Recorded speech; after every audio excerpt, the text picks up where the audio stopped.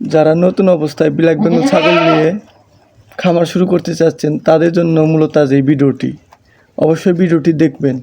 প্রথমে আপনার একটি কথা মনে রাখতে হবে, ছাগল পালন দেখতে যত সহজ হলেও কিন্তু অনেক পরিশ্রম করতে হবে। ছাগল পালন করতে হলে ছাগল পালন করা এত সহজ নয়।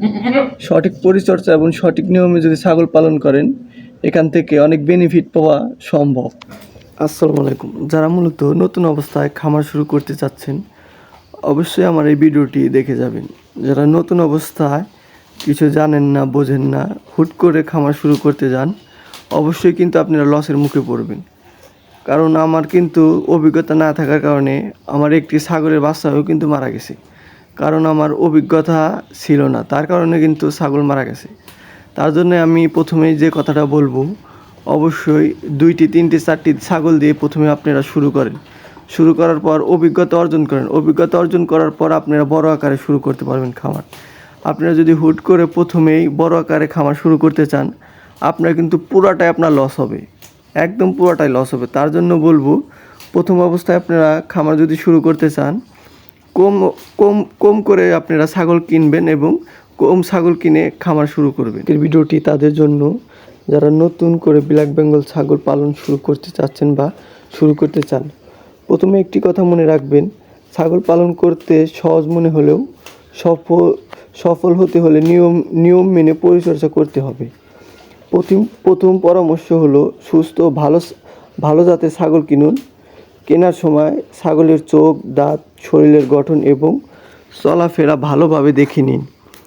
অসুস্থ বা দুর্বল ছাগল কিনলে শুরুতে ক্ষতির সম্ভাবনা থাকে।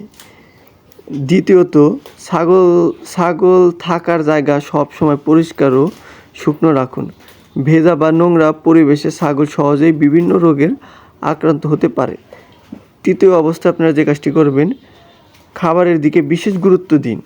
সবুজ ঘাসের পাশাপাশি গাছের পাতা, পরিষ্কার পানি এবং প্রয়োজনীয় সুষম দানাদার খাবার দিন। একবারে বেশি খাবার না দিয়ে নিয়মিত মেনে খাওয়ানোই ভালো। চতুর্থ অবস্থায় নিয়মিত কৃমিনাশক ও টিকা দিন। একজন পশু চিকিৎসকের পরামর্শ অনুযায়ী এই কাজগুলো করলে রোগের ঝুঁকি অনেক কমে যায়। আরেকটি গুরুত্বপূর্ণ বিষয় হলো, প্রতিদিন ছাগলকে কিছু সময় পর্যবেক্ষণ করুন। যদি খাওয়া কমে যায়, জ্বর আসে, পাতলা পায়খানা হয় বা অস্বাভাবিক আচরণ করলে তাহলে দ্রুত চিকিৎসকের পরামর্শ নিন। নতুন খামারিদের অনেকে দ্রুত লাভের আশা করেন, কিন্তু ধৈর্য ধরে সঠিক পরিচর্যা করলে ব্ল্যাক বেঙ্গল ছাগল পালন লাভজনক হতে পারে। অবশেষে বলবো, ছোট্ট পরিসরে থেকেই শুরু করুন, অভিজ্ঞতা অর্জন করুন, তারপর ধীরে ধীরে খামার বড় করুন। আপনার প্রথম অবস্থায় খামার যদি শুরু করতে অনেক কিন্তু বাধা আসবে, বাধা পেরিয়ে কিন্তু আপনাকে খামার শুরু করতে হবে। প্রথম অবস্থায় আপনাকে ফ্যামিলি থেকে বাধা দিবে, পাড়ার লোক বলবে যে বাড়িঘর নোংরা হয়ে যায়, ছাগল পালিশ কেন। প্রথমে কিন্তু অনেক বাধা পড়বে, তারপরেও কিন্তু আপনাকে বাধা পেরিয়ে কিন্তু আপনাকে এই ছাগল পালন করতে হবে। আমরা মূলত কিন্তু এইখানে ছাগল ছেড়ে থাকি, এটা কিন্তু চারণভূমি আমাদের। এখানে মূলত ছাগল সব ছেড়ে দিয়ে পালন করি। এখন বর্ষাকাল মূলত, তার কারণে কিন্তু এখানে ছাগল ছাড়া যাচ্ছে না। ঘর কিন্তু অনেকটা হয়ে গেছে, কারণ এখন তো বাইরে নেওয়ার কোনো সিস্টেম নেই। এখন একটু পরে কিন্তু বৃষ্টি হচ্ছে, তার কারণে কিন্তু ছাগল বাইরে নেওয়া যাচ্ছে না। বাইরে নিলে কিন্তু বৃষ্টির পানি যদি ছাগলের শরীরে পড়ে তাহলে কিন্তু ছাগলের জ্বর, ঠান্ডা বা ক্ষতিকর রোগ হতে পারে। তার কারণে কিন্তু ছাগল ঘরের ভিতরেই রাখা হয়েছে। ঘরের ভিতরে কিন্তু বড় একটা স্পেস আছে, এখানে কিন্তু ছাগল রাখা হয়েছে। যারা মূলত ঘর করবে অবশ্যই বড় আকারে করবেন, যেন প্রাকৃতিক দুর্যোগ হলেও যেন সমস্যা না হয়।